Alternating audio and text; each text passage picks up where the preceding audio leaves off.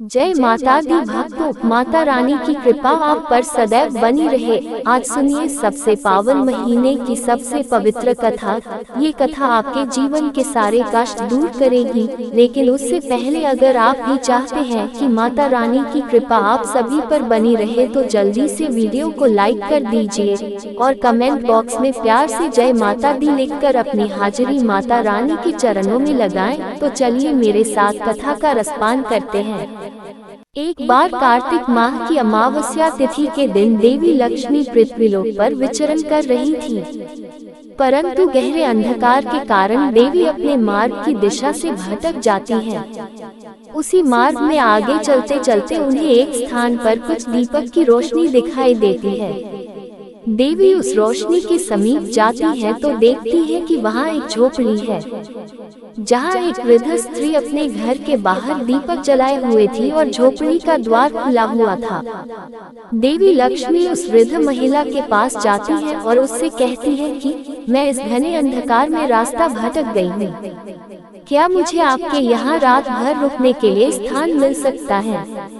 इस पर वह वृद्ध महिला देवी लक्ष्मी से कहती है, आप मेरे अतिथि हैं, आप निश्चिंत होकर यहाँ विश्राम करें, मैं आपके लिए अभी भोजन और बिस्तर आदि की व्यवस्था कर देती हूँ। उस वृद्ध स्त्री का ऐसा भाव देखकर देवी लक्ष्मी वहाँ विश्राम करने के लिए रुक जाती है और वह वृद्ध स्त्री पूरे प्रेम और आदर के साथ माँ का सत्कार करती है। रात में लक्ष्मी माँ उसके ही घर में सो जाती है और वह वृद्धा भी सो जाती है।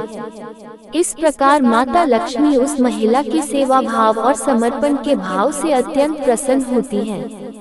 अगले दिन जब वृद्धा जागती है तो देखती है कि उसकी साधारण सी झोपड़ी महल के समान सुंदर भवन में बदल गई है और उसके घर में धन धान्य की भरमार हो गई है।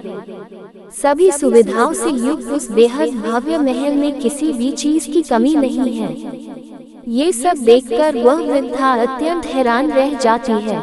वास्तव में माता लक्ष्मी वहाँ से कब चली गई थी, उस वृद्ध महिला को पता ही नहीं चलता।